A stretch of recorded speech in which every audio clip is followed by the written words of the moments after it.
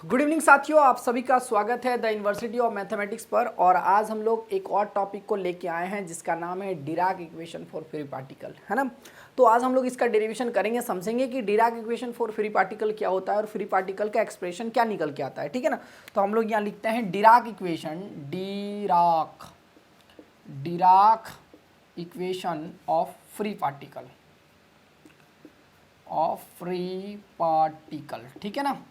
तो चीज़ें सारे समझ में आएंगे जब आप पूरी तरह से ध्यानपूर्वक सारी चीज़ों को समझने का कोशिश करेंगे और साथ साथ बढ़िया से देखेंगे तो सारा चीज़ समझ में आएगा। देखो, Dirac equation for free particle क्या होता है। तो सबसे पहले हम लोग एक चीज़ पता है, एनर्जी एंड मोमेंटम का रिलेशन, ठीक है। इन क्वांटम मैकेनिक्स में एनर्जी और मोमेंटम का जो रिलेशन होता है, वो रिलेशन को सबसे पहले हम लोग को लिखना पड़ता है। तो हम लिख रहे हैं द रिलेशन बिटवीन, ठीक है ना, the relation between energy and momentum, है ना। The relation between energy and momentum is, ठीक है। तो क्या होता है एनर्जी और मोमेंटम का रिलेशन, याद रखना, E square equal to p square c square plus m, है ना, एम स्क्वायर सी का पावर 4। ये होता है एनर्जी और मोमेंटम के बीच का रिलेशन होता है, ठीक है ना। तो इसको ध्यान से देखो, आगे और थोड़ा इसको तोड़ फोड़ रहे हैं, समझ में आएगा पूरा। देखो हम यहाँ क्या कर रहे हैं, E इक्वल टू लिख रहे हैं root under P square c square plus m square सी का पावर 4। समझ में आ गई। यहाँ से हम सी स्क्वायर कॉमन निकालेंगे इन दोनों से।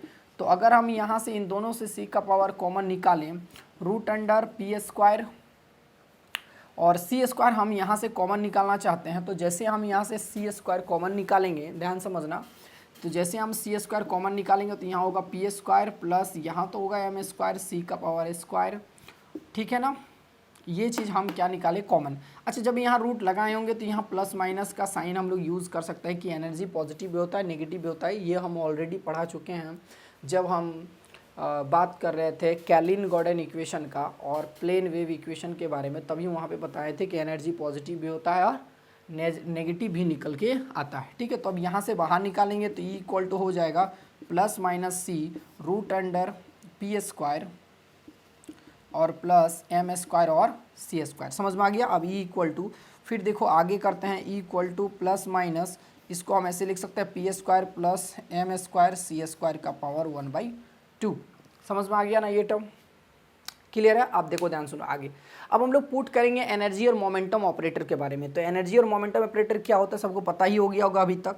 तो energy and momentum operator are, तो हम लिख रहे हैं energy and momentum operator are, है ना।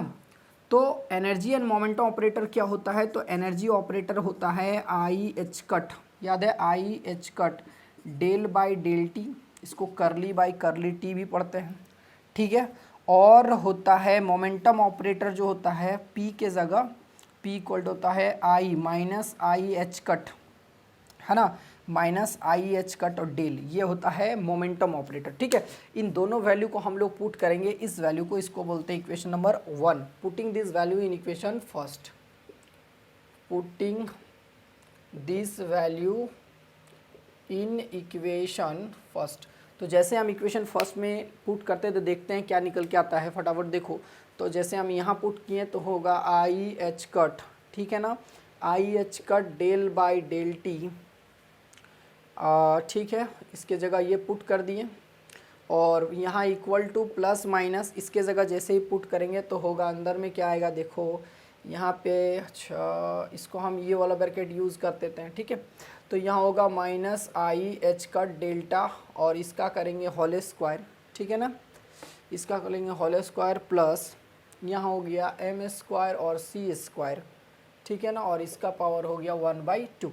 तो यहाँ लिखते हैं आई एच का del by del t, i h का del by del t equal to plus minus, अच्छा कुछ छूट रहा है हमको लग रहा, हाँ सी था बाहर में, है ना, यहाँ भी था सी था बाहर में, तो सी बाहर में था, ठीक है। यहाँ करेंगे आई स्क्वायर होगा ना, h cut del square, h cut square और प्लस क्या होगा एम स्क्वायर सी स्क्वायर का पावर 1/2। देख लो कहीं दिक्कत है, आई स्क्वायर का वैल्यू -1 होता है तो -1 पुट करेंगे, तो i h cut del by del t equal to plus minus c, और बाई यहाँ h cut square del square plus m square c square का पावर 1/2। समझ में आ गया। अब ये जो वैल्यू निकल के आया, अच्छा दोनों तरफ हम लोग किससे मल्टीप्लाई करेंगे, साई, है ना, मल्टीप्लाइंग बोथ साइड लिखेंगे यहाँ, multiplying both side by multiplying both side by multiplying both side by Sai vector r dot vector T. तो इससे हम दोनों तरफ मल्टीप्लाई करते हैं, तो करेंगे यहाँ i h cut del by del t, ठीक है ना, और यहाँ लिखेंगे psi vector r dot vector t equal to plus minus c, और यहाँ होगा h cut square del square plus m square c square का पावर 1/2। समझ में आ गया ना ये। तो अब देखो ये जो वैल्यू मेरे पास जो निकल के आया है, बात को समझो, यहाँ माइनस होगा, है ना, आई स्क्वायर का वैल्यू क्या होता है बोलो, माइनस। तो ये जो वैल्यू मेरे पास जो निकल के आया, ध्यान से समझो, ये जो वैल्यू मेरे पास जो निकल के आया हुआ जो वैल्यू दिख रहा है, ये क्या होता है, ये जो वैल्यू है विच इज़ नॉट डिफाइंड, ये इसको डिफाइंड नहीं किया जाता, which can not be defined, है ना, this function which cannot be defined, which cannot be defined, तो इसको क्या नहीं कर सकते, इसको डिफाइन नहीं कर सकते। बात समझ में आ गया। मतलब इस क्वेश्चन में कुछ प्रॉब्लम है, इस प्रॉब्लम को सॉल्व करने के लिए ही डिराक ने कुछ एजम्पशन लिया। बात समझ में आ गया। इस प्रॉब्लम को फॉर सॉल्विंग दिस प्रॉब्लम, आगे लिख देते हैं यहाँ, फॉर सॉल्विंग दिस प्रॉब्लम, ध्यान से सुनना, फॉर, यहाँ लिख रहा है फॉर सॉल्विंग दिस प्रॉब्लम, ठीक है ना, for solving this problem Dirac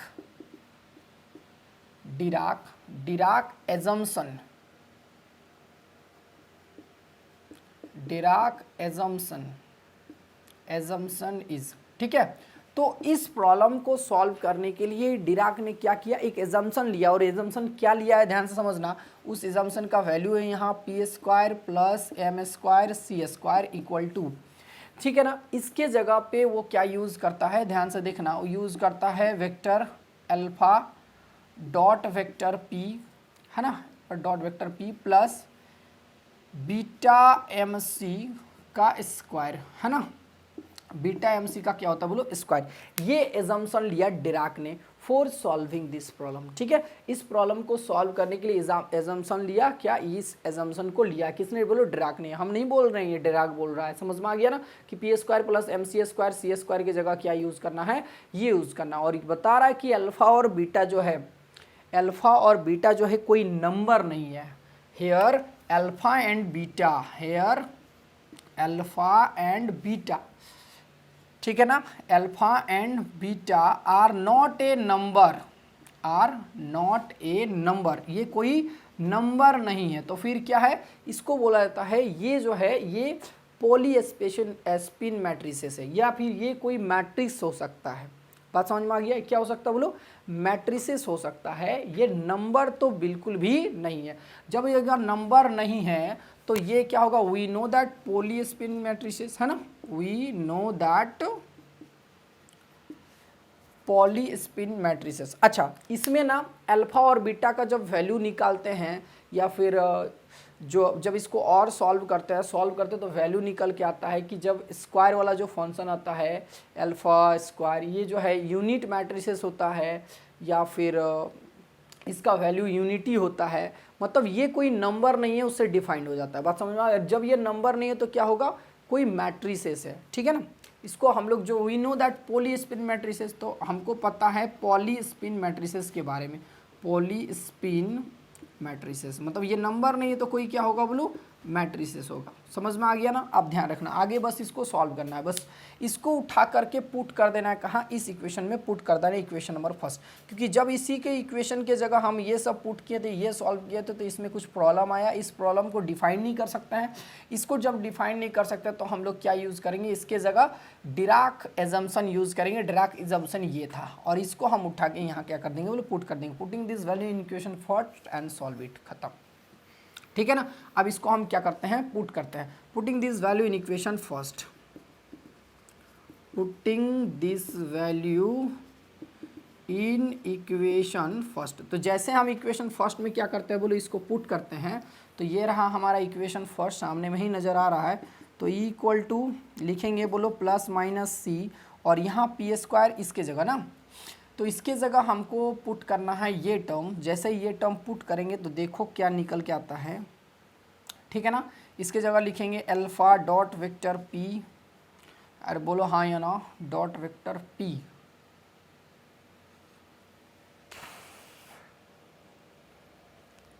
ठीक है ना, अल्फा डॉट वेक्टर पी, और यहाँ लिखेंगे प्लस, यहाँ आएगा बीटा एम सी आएगा, और इसका स्क्वायर है तो यहाँ लिखेंगे इसका स्क्वायर। ठीक है ना। अब इसका पावर 1/2 है, तो ये से ये कैंसिल हो जाएगा, और फाइनली मेरे पास ई का वैल्यू आएगा E equal to plus minus c alpha dot p, और प्लस यहाँ होगा बीटा एम सी। क्या होगा बोलो, बीटा एम सी। ये वैल्यू निकल के आया। अब आगे हम लोग इसको क्या करेंगे बोलो, सॉल्व करेंगे। तो हम इसको इधर सॉल्व कर देते हैं। ठीक है, चलो अब देखो हम इसको कैसे सॉल्व कर रहे हैं फटाफट। तो यहाँ पे हम क्या करेंगे, आगे के कहानी में ध्यान समझना, हम लोग फिर से एनर्जी ऑपरेटर और मोमेंटम ऑपरेटर का वैल्यू पुट करेंगे। तो ठीक है ना। तो एनर्जी ऑपरेटर का वैल्यू सबको पता है, यहाँ आई एच कट करली बाई करली टी होता है। ठीक है ना। और मल्टीप्लाई कर सकते हैं वेव फंक्शन को, अच्छा बाद में पुट कर देंगे। ठीक है, प्लस माइनस यहाँ क्या यूज़ करेंगे, यहाँ तो अल्फा ही रहेगा। ठीक है, तो इसके जगह अल्फा ही रहने देते हैं, और यहाँ P के जगह हम लोग मोमेंटम ऑपरेटर पुट करेंगे।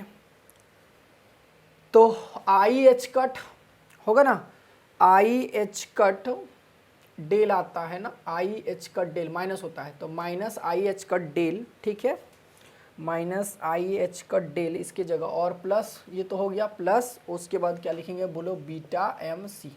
क्लियर है ना। चलो अब आगे इसको सॉल्व कर दो।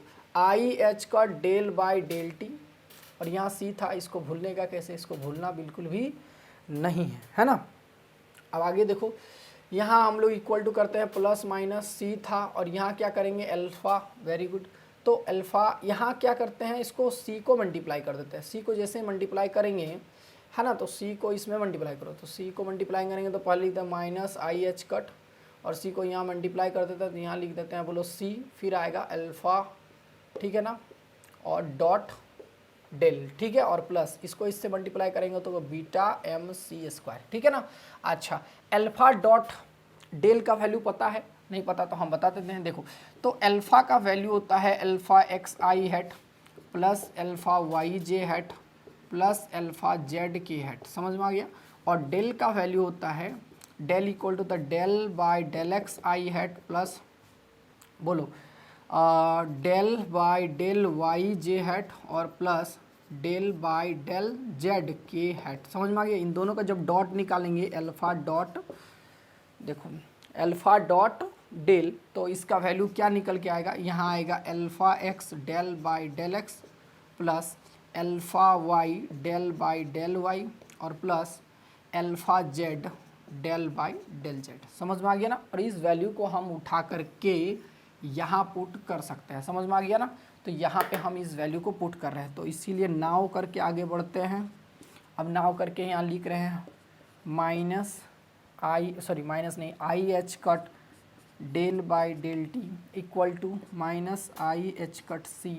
इसके जगह पे ये बड़ा वाला टर्म लिखना है डेल एक्स, ठीक है ना, alpha x del by del x plus alpha y del by del y plus alpha z del by del z. समझ में आ गया। और आगे लिखेंगे plus beta m c square, beta m c square. अब इस इक्वेशन के दोनों तरफ क्या करेंगे, क्या यूज़ करेंगे, psi vector r dot vector T को हम लोग क्या करेंगे बोलो, डॉट नहीं है, कॉमा है, उसको हम लोग क्या करेंगे, यूज़ करेंगे या फिर मल्टीप्लाई करेंगे, ठीक है।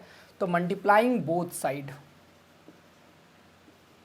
मल्टीप्लाइंग है ना, मल्टीप्लाइंग बोथ साइड बाय, ठीक है, psi vector r comma t, ठीक है। तो दोनों तरफ मल्टीप्लाई करते हैं तो आई एच का डेल बाय डेल टी, और यहाँ हम लोग यूज़ करेंगे psi vector r dot vector t equal to, आगे देखो minus i h cut c, ठीक है ना, minus i h cut c, यहाँ लिखेंगे alpha x del by del x plus alpha y del by del y plus alpha z del by del z, और यहाँ लिखेंगे psi vector r dot vector t, दिख गया, और plus यहाँ beta m c square psi vector r comma t, समझ में आ गया। ये जो इक्वेशन दिख रहा है, this equation is called Dirac equation for free particle. तो this equation is called Dirac equation, Dirac equation for free particle. तो सबसे पहली बात, आप लोग को सारा चीज़ कैलकुलेशन वगैरह सब समझ में आया होगा। सब चीज़ में लॉजिक होता है भाई, बिना लॉजिक का कुछ भी नहीं होता है, ठीक है ना। तो जितना चीज़ मैंने यहाँ पे लिखा सब में कुछ ना कुछ क्या था, लॉजिक था, ठीक है ना। तो फिजिक्स का मतलब ही लॉजिक होता है, और किसी भी चीज़ को याद नहीं रखना होता है, ज़रूर कहीं ना कहीं से रिलेटेड होता है, ठीक है ना। और सामने वाला अगर बताने वाला ठीक ठाक हो तो बढ़िया से समझ में भी आता है। बाकी आप लोग कमेंट करके नीचे बताइए, कमेंट सेक्शन में। मिलता है नेक्स्ट क्लास एक नए टॉपिक के साथ। Thank you very much.